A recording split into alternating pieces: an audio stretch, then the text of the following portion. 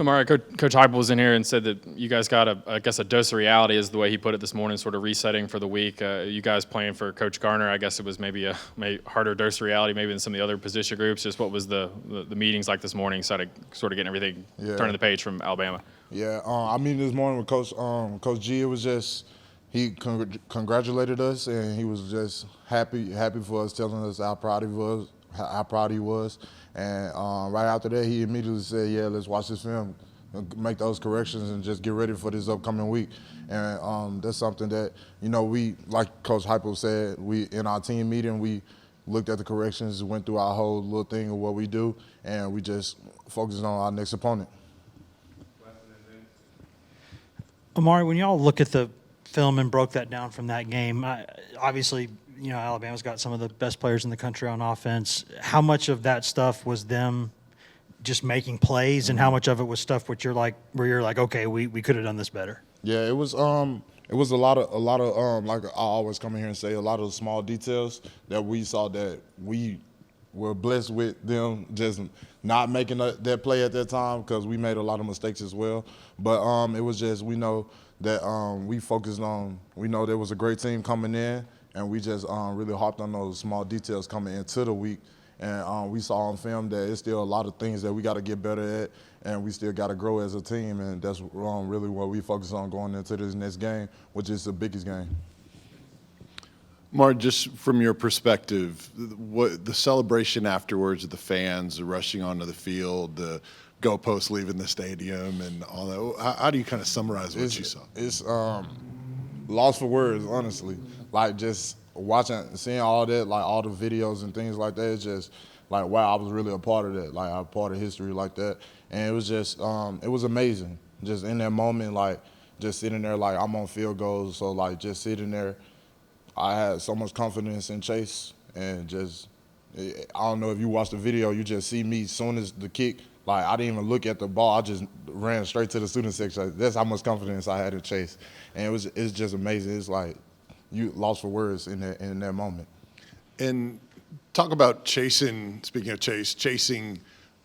Bryce Young in that game where he was so elusive, but you guys continue to stay after it. Talk about that. Right, he's just Bryce is a great player.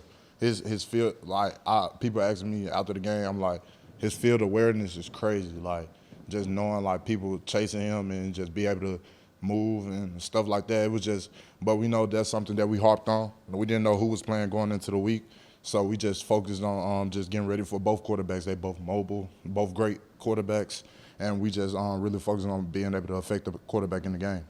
We'll go Paige, Adam, and then Reese. Back here, similar to Vince's first question about the fans and how loud it was. During the game, could you feel how loud it was? I mean, this has to be one of the more fun times to be playing for Tennessee. Yeah. Oh, yeah, you definitely feel it for sure. You feel it. You just, in that moment, but you in the game for business. You there, you trying to win the game. You're doing everything to block out, especially like just making sure we hearing the linebackers talk, the D-line talking to each other. But yeah, you definitely hear it in the game. And just when the fans are helping us like create negative plays, just offsides and different things on their offense, it's a good feeling to feel.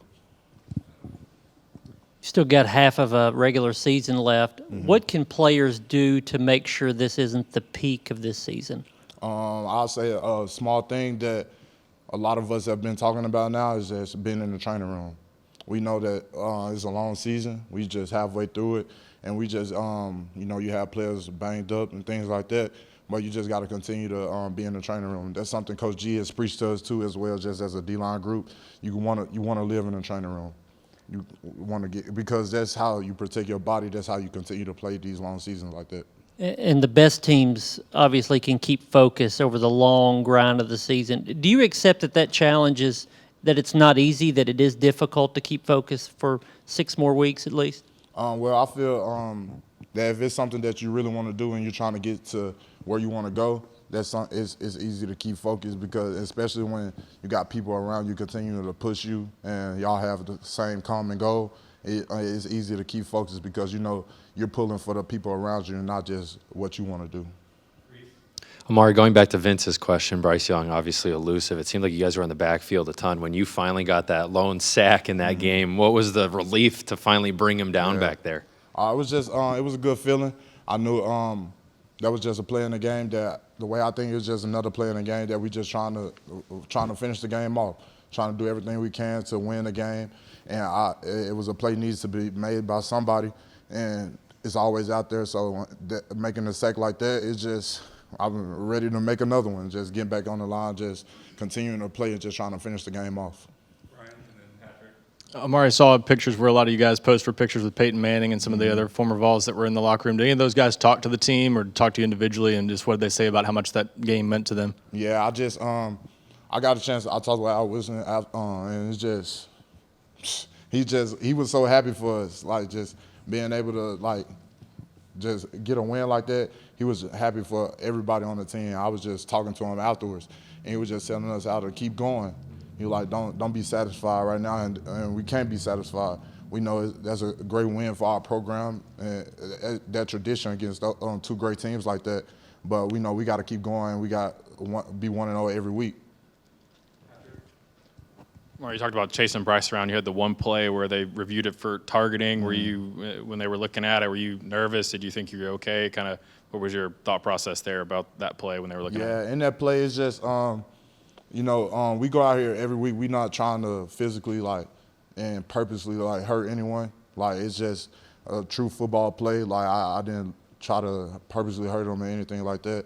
And so it's just really in that play, in that moment, I really didn't know it was being reviewed until we were in a huddle and Coach G was talking to me about it. I was I didn't really feel like I had did anything, but we're not going out here purposely doing anything or nothing like that to hurt anyone. So I just felt like I just tried to make a football play and get a good hit on the quarterback.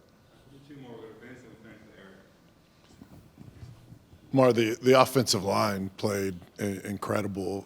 I know you went up against them a lot in practice. Did you kind of see them coming together like this to this level against that kind of opponent? Mm-hmm.